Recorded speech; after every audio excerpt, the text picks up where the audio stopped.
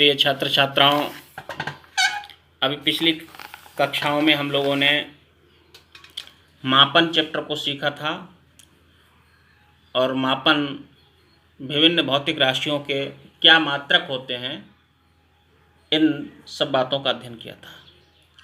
पिछली क्लास में हमने गति मोशन को सिखाया था और मोशन में वेग, चाल, गति के समीकरण, गति का प्रथम समीकरण v बराबर u प्लस ए टी, गति का द्वितीय समीकरण s बराबर u T plus 1/2 A T square, गति का तृतीय समीकरण v स्क्वायर बराबर u स्क्वायर प्लस के 2s को सीखा और उनका निगमन किया था।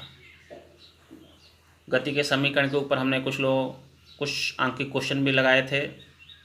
इसके बाद उस चैप्टर के हमने बहुविकल्पीय क्वेश्चनों का अध्ययन किया और आज हम एक नया चैप्टर शुरू कर रहे हैं जिसका नाम बल यानी फोर्स है। फोर्स है। इस जो बल है, इस बल में फोर्स वाले चैप्टर में हमारा जो पाठ्यक्रम है उसमें गति एवं बल, गति एवं बल, बल क्या है, बल की परिभाषा इसमें आएगी। न्यूटन के गति के नियम बहुत इंपॉर्टेंट है। न्यूटन के गति के नियम, न्यूटन के गति के नियम तुम आगे तक इंटर तक क्लासों में क्या, जब तक फिजिक्स को साथ रखोगे तब तक इन चीज़ों से वास्ता पड़ता रहेगा। न्यूटन के गति के नियम, इनको हम सिखाएंगे। फिर पिंड का जड़त्व क्या होता है एवं द्रव्यमान क्या होता है, किसी पिंड का जड़त्व एवं द्रव्यमान है। इसके बाद हम संवेग एवं बल में संवेग संबंध बताएंगे, बल की परिभाषा तो आज ही कराएंगे। संवेग संरक्षण का सिद्धांत है। इसके बाद इसमें एक और आता है संवेग संरक्षण का सिद्धांत है, इस पर हम चर्चा करेंगे। और क्रिया एवं प्रतिक्रिया बल, ये बहुत ही इम्पॉर्टेंट चैप्टर है। बल फोर्स, पिछला भी लेसन गति मोशन बहुत अच्छा चैप्टर था। जिन बच्चों को उसमें गति या मोशन समझने में कोई दिक्कत आए वो एक बार सभी वीडियो को क्रम बाई पुनः देखिए इकट्ठा होकर, आधा घंटा का समय लगेगा और वो चैप्टर बहुत बढ़िया से समझ में आ जाएगा। और उसके ऊपर जो अच्छे आंकिक क्वेश्चन थे वो फिलहाल हमने नहीं छोड़े हैं। हमारा इस वाले चैप्टर पे भी आंकिक पे पूरा जोर रहेगा कि सभी परिभाषाओं को स्पष्ट करने के बाद जो मेन आंकिक है इसमें, जो न्यूटन के गति के नियम है या संवेग एवं बल पर आधारित आंकिक क्वेश्चन है, संवेग संरक्षण के सिद्धांत पर आधारित क्वेश्चन है, क्रिया एवं प्रतिक्रिया बल पर आधारित क्वेश्चन है, इन सभी क्वेश्चन को आप लोगों को अध्ययन कराएं। आइए आज हम सबसे पहले बल यानी फोर्स ये क्या है इसको सीखते हैं। जरा परिभाषा पर ध्यान देते हैं कि दैनिक जीवन में किसी वस्तु में गति उत्पन्न करने के लिए, दैनिक जीवन में किसी वस्तु में गति उत्पन्न करने के लिए एक बाह्य कारक या प्रभाव की आवश्यकता पड़ती है। यानी बाह्य कारक यानी बाहरी कारक की कारक या प्रभाव की आवश्यकता पड़ती है। किसी भी वस्तु में अगर हम गति उत्पन्न करना चाहें, जैसे कोई वस्तु रखी हुई है और अगर हम उसके स्थान को परिवर्तन करना चाहें या उसमें गति उत्पन्न करना चाहें तो हम उसमें एक बाह्य कारक या प्रभाव की आवश्यकता पड़ती है। जैसे मान लिया उसमें हमें एक बल की आवश्यकता पड़ती है।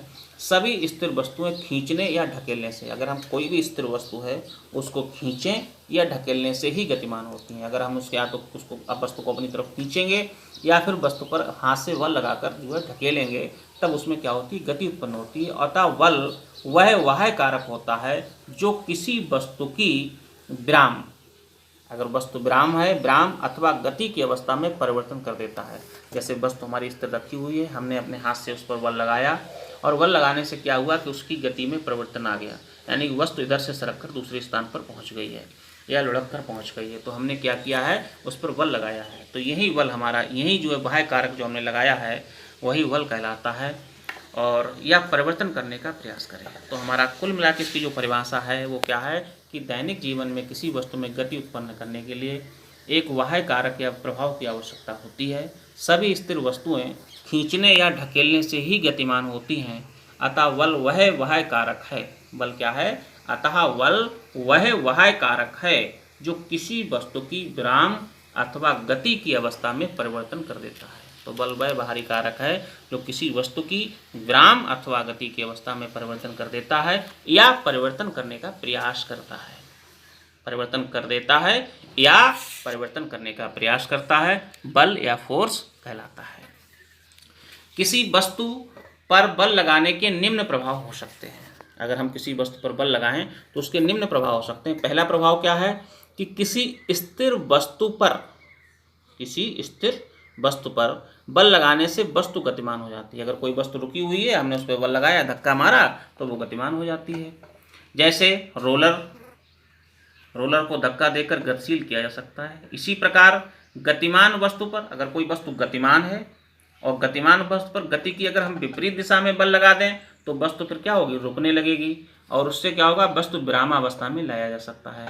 अतः बल लगाने से वेग में परिवर्तन किया जा सकता है। तो सबसे पहले बल लगाने का प्रभाव क्या होता है कि हम बल लगाने से वस्तु के वेग में परिवर्तन कर देते हैं। अगर वस्तु हमारी स्थिर अवस्था में है तो बल लगाने से गतिशील हो जाती है, और यदि वस्तु गतिशील अवस्था में है और उसकी विपरीत दिशा में अगर हम बल लगाएं तो वस्तु विरामावस्था में आ जाती है। तो अतः जो है बल का कार्य क्या है कि बल जो है वो किसी वस्तु के वेग में, बल लगाने से वेग में परिवर्तन किया जा सकता है। दूसरा क्या है कि बल किसी वस्तु की गति की दिशा बदल सकता है। अगर हम बल लगाएंगे तो किसी भी वस्तु की गति की दिशा है वो बदल जाती है। जैसे हम फुटबॉल खेलते हैं तो फुटबॉल पर ठोकर मारते हैं, तो ठोकर मारने से क्या होगा कि गति की दिशा बदल जाती है। इसी प्रकार बल लगाने से किसी वस्तु के आकार या आयतन में परिवर्तन किया सकता है। अगर हम वस्तु बल लगा देते हैं तो किसी वस्तु के आकार या आयतन में क्या करते हैं, परिवर्तन किया जाता है। जैसे जस्ते की चादर है को मोड़कर उसका आकार बदला सकता है, लोहे को पीट कर उसके आकार को हम बदल देते हैं। तो ये क्यों बदल जाता है, बल के कारण। तो बल के मुख्य रूप से किसी वस्तु पर बल लगाने से क्या प्रभाव पड़ते हैं कि बल लगाने से वस्तु के वेग में परिवर्तन होता है। अगर वस्तु की दिशा में बल लगाएंगे तो वस्तु गतिशील हो जाएगी, और अगर वस्तु की दिशा के विपरीत बल लगाएंगे तो वस्तु विरामावस्था में आ जाएगी और रुक जाएगी। बल किसी वस्तु की गति की दिशा को बदल सकता है।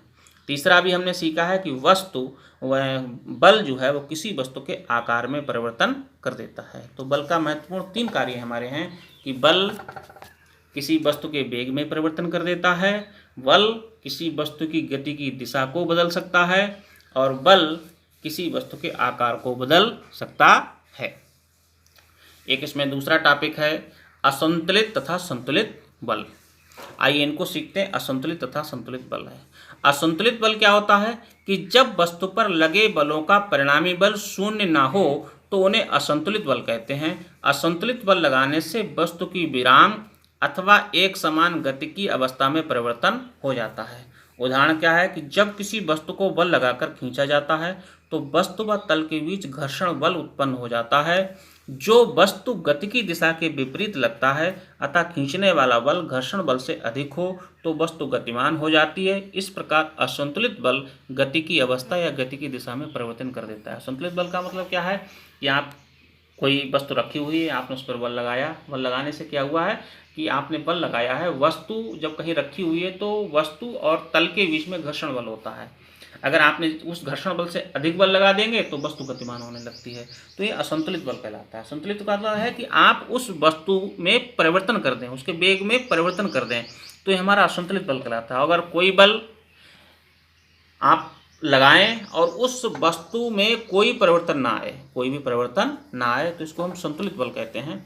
यदि वस्तु पर एक साथ 2 या 2 से अधिक बल लगे हों तब उसका परिणामी बल शून्य हो, यानी कि उसके बल लगाने से वस्तु की स्थिति में कोई परिवर्तन ना आए, तो ऐसे बलों को संतुलित बल कहते हैं। संतुलित बल लगे होने पर वस्तु की विराम या गति की अवस्था में कोई परिवर्तन नहीं होता है, अर्थात यदि वस्तु स्थिर है तो वे स्थिर ही रहेगी तथा गतिमान हो तो उसी वेग से गतिमान रहेगी। किसी प्रकार का कोई परिवर्तन नहीं होता है। उदाहरण क्या है कि रस्सा कसी के खेल में जब 2 टीमें रस्से को समान बल से खींचते हैं, एक रस्सा ले लेते हैं खेल में, एक कुछ लड़के इधर पकड़ते हैं, कुछ लड़के दूसरे सिरे को पकड़ते हैं, तो संतुलित बल होने के कारण रस्सा तथा दोनों टीमें अपने स्थान पर बने रहते हैं। संतुलित बल किसी वस्तु की आकृति, उसका आकार, क्षेत्रफल या आयतन में परिवर्तन कर सकता है तथा वस्तु में घूर्ण गति भी उत्पन्न कर सकता है।